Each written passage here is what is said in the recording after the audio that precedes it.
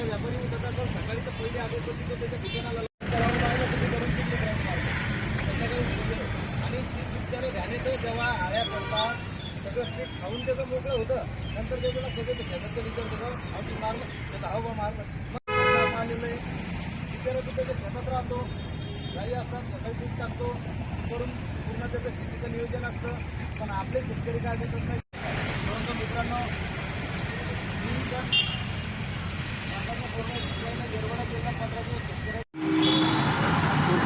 आजचा दिवस एक उपवास दुकानात तुम्ही अन्नदात्यासाठी काय नेमकी संकल्पना असेल? एक दिवस अन्नदात्यासाठी मुख्य संकल्पना ही आहे की साहेबराव पाटील करपे यांनी संपूर्ण कुटुंबासह आत्महत्या केली आणि ती शासन दरबारी नोंद झालेली पहिली आत्महत्या आहे. तेव्हापासून आजपर्यंत शेतकरी आत्महत्येचं सत्र थांबलेलं नाही.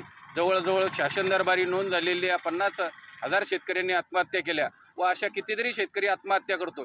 शेतकरी आत्महत्या करतो का करतो म्हणजे ती परिस्थिती शेतकऱ्यावर काय येते तर यासाठी विचारमंथन करण्यासाठी 19 मार्च हा दिवस आपण दरवर्षी पाळतो आणि शेतकरी समस्यावर विचारमंथन करतो.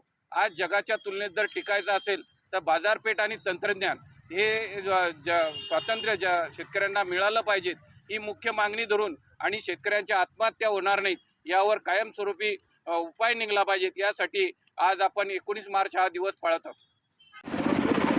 चिलगावांचे शेतकरी साहेबराव करपे पाटील यांनी 1986 मध्ये आत्महत्या केली होती. या आत्महत्येची शासन दरबारी नोंद झालेली आहे. जेव्हापासून साहेबराव पाटील करपे यांनी आत्महत्या केली तेव्हापासून हा अन्नत्याग दिवस आम्ही पाळत असतो. दरवर्षी चिखली तालुक्यामध्ये 19 मार्च रोजी सामूहिक सर्वपक्षीय एक चिंतन बैठक आम्ही घेत असतो. आज आम्ही संपूर्ण दिवसभर अन्नत्याग करणार आहोत आणि अन्नत्याग करून जे साहेबराव करपे पाटील आहे यांना श्रद्धांजली अर्पण करत असतो, अभिवादन करत असतो आणि शेतकऱ्याच्या ज्या आत्महत्या आहेत, शेतकऱ्याच्या ज्या आत्महत्येकडे जाणारे पावलं आहेत हे कसे थांबतील यासाठी आम्ही आत्मचिंतन करत असतो.